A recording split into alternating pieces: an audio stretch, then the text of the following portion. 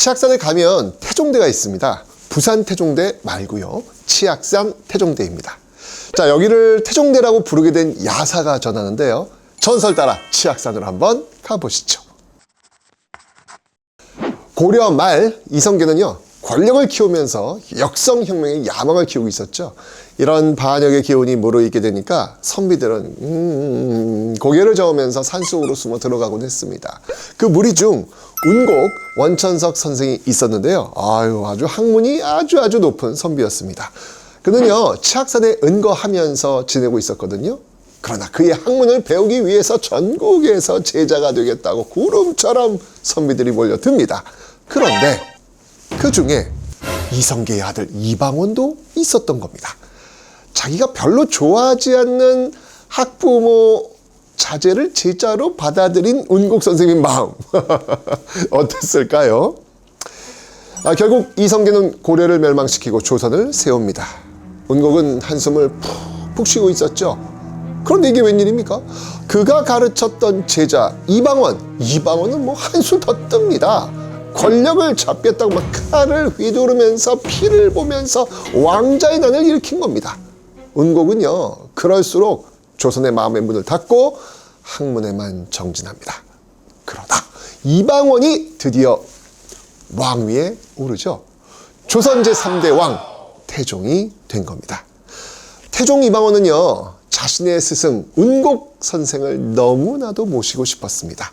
그래서 신하들을 치악산으로 보냅니다. 어찌 되었을까요? 이런 자에 거절됩니다. 하지만 태종 포기하지 않습니다. 삼고초려 3번이나 신하들을 보냅니다. 결국 어찌 되었을까요? 결국 계속 거절됩니다. 자, 그러자 태종이 직접 치악산으로 찾아갑니다. 와, 왕이 직접 인재를 찾아 치악산까지 간다. 이거 대단한 거거든요.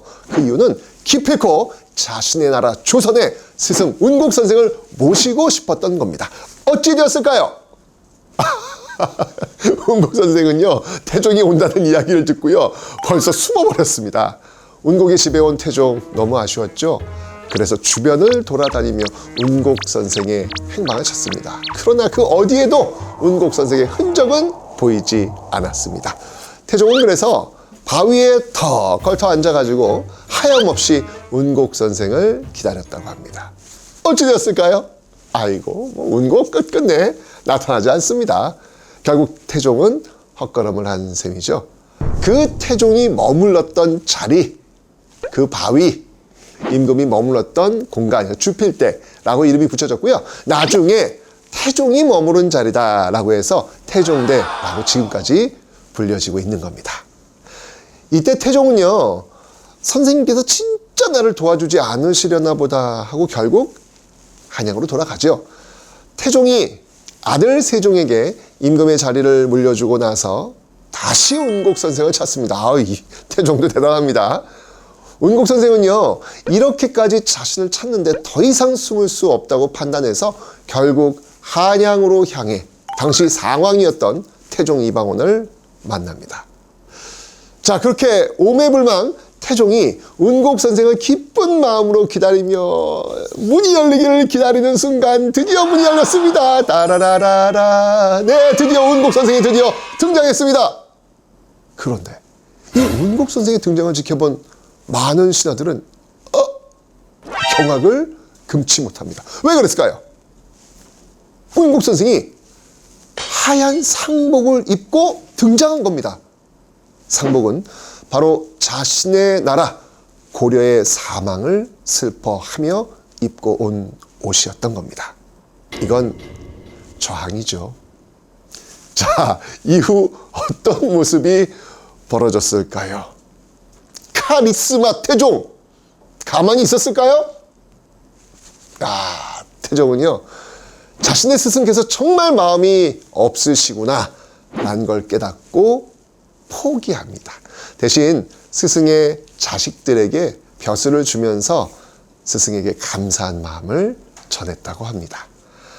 끝까지 자신의 나라 고려에 대한 충절을 지키고자 한 운곡 선생이나 자신과 뜻이 다르다 해서 내칠 수 있음에도 죽일 수 있음에도 자신을 가르쳐준 스승에 대한 예의를 끝까지 지킨 태종도 사람과 사람 사이에 그 정이 메말라가는 우리 시대 좀 마음을 울릴 수 있는 그런 미담이 아닐까 생각하며 전설의 이야기를 한번 전해드렸습니다.